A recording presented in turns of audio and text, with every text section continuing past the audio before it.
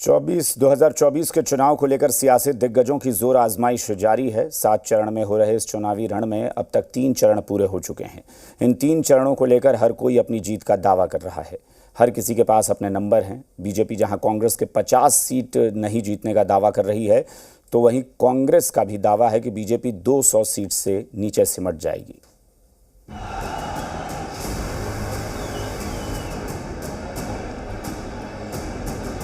कांग्रेस विपक्ष भी नहीं बन पाएगा।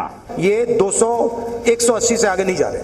विपक्ष ने अपनी हार मान ली है। अगर चुनाव ठीक ढंग से होगा तो 200 से ज्यादा नहीं मिलेंगे। 2024 का चुनावी संग्राम चौथे चरण में प्रवेश कर चुका है। जैसे जैसे वोट युद्ध आगे बढ़ रहा है, वैसे वैसे सियासी दिग्गज चुनावी पंडित बने नजर आ रहे हैं। खुद की बंपर जीत के दावे और विरोधी पार्टियों की करारी हार की भविष्यवाणी तेज हो गई है। 24 के रण में बीजेपी के धुआंधार प्रचार की बागडोर संभालने वाले प्रधानमंत्री मोदी ने ओडिशा में हुंकार भरी और दावा किया कि इस चुनाव में कांग्रेस 50 सीट भी नहीं जीतने वाली है। कांग्रेस पर पीएम मोदी के प्रहार यही नहीं रुके। उन्होंने कहा कि कांग्रेस की ऐसी हालत होगी कि वो विपक्ष में बैठने के लायक भी नहीं रहेगी। वो 50 से नीचे सिमटने वाले हैं। ये 4 जून को आप देखेंगे कि कांग्रेस इस देश में मान्य विपक्ष भी नहीं बन पाएगा। ऐसा नहीं कि सिर्फ प्रधानमंत्री मोदी ही चुनावी परिणाम आने से पहले भविष्यवाणी कर रहे हैं। राहुल गांधी के पास भी अपने नंबर हैं। उनके पास भी बीजेपी को लेकर अपने दावे हैं। राहुल की माने तो इस चुनाव में बीजेपी 200 का आंकड़ा भी नहीं छूने जा रही। राहुल की भविष्यवाणी के मुताबिक बीजेपी सिर्फ 180 सीट तक सिमट जाएगी। तो एक बात की गारंटी दे देता हूं, एक बात तो मैं आपको बता देता हूं कि अब चुनाव हो रहा है, नरेंद्र मोदी जी प्रधानमंत्री नहीं बन रहे हैं।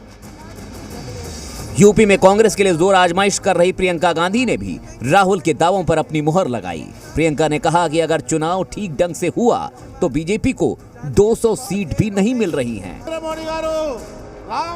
एक और तुष्टीकरण के आधार पर राजनीति करने वाला ये इंडी अलायंस है, तो दूसरी ओर देश के लिए जान देने की बात करने वाला भारतीय जनता पार्टी है।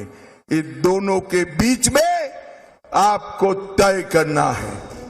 राजनीति का नियम है, चुनाव में अपने बयानों से जो हावी, उसका पलड़ा भारी हो सकता है। इसीलिए हर किसी दिग्गज की कोशिश है कि बयानों से माहौल खुद के पक्ष में बनाया जा सके।